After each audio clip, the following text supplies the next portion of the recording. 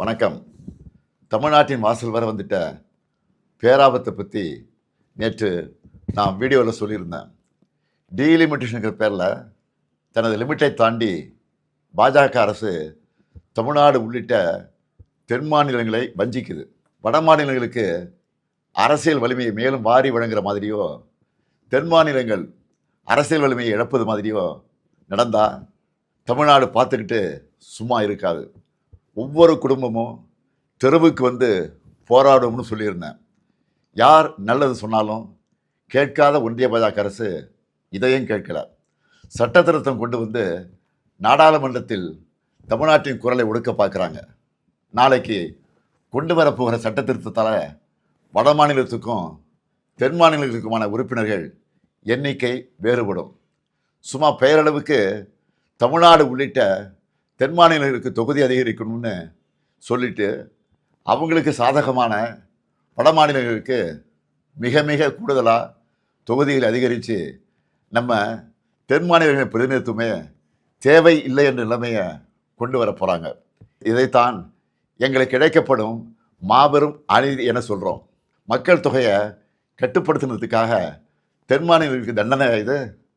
தேச நலனுக்காக, தேச வளர்ச்சிக்காக நாங்கள் துணை நின்னா எங்களுடைய அரசியல் உரிமையை பறிப்பீங்களா? இதை விட கொடுமை என்ன இருக்க முடியும்?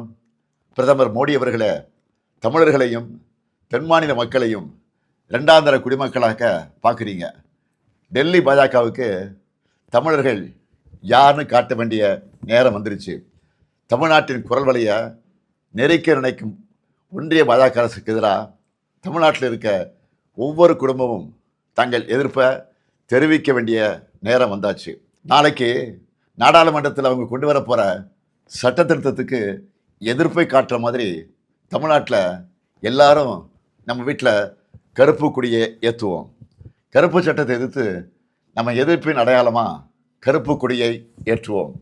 இந்தியாவை இருண்ட காலத்திற்கு அழைச்சிட்டு போகிற எதேச்சதிகார பாஜக அரசுக்கு எதிராக கருப்பு கொடி ஏற்றுவோம். இது தமிழ்நாட்டுக்கும் டெல்லிக்குமான தேர்தல் என நான் சொன்னதை பாஜக தொடர்ந்து நிரூபிக்குது. நான் சொன்னதோட உண்மையான அர்த்தத்தை பாஜகவே உணர்த்திடுச்சு.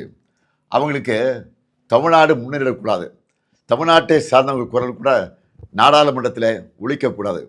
அதுக்கான சதி திட்டத்தை சட்டமாகவே கொண்டு வராங்க. சதியை எப்படி சட்டமாக ஏற்க முடியும்? கருப்பு சட்டத்துக்கு எதிராக கருப்பு கொடி ஏற்றுவோம். ஒவ்வொரு வீட்டிலும் பொது இடங்களையும் ஏற்றுவோம். மீண்டும் எச்சரிக்கை செய்கிறேன், மக்கள் தொகை அடிப்படையில் தொகுதிகளை முடிவு செய்யக்கூடாது. கருப்பு சட்டத்தை நிறைவேற்றக்கூடாது.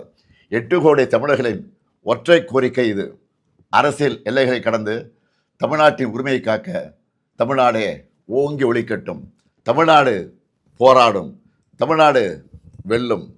வெல்வோம் ஒன்றாக.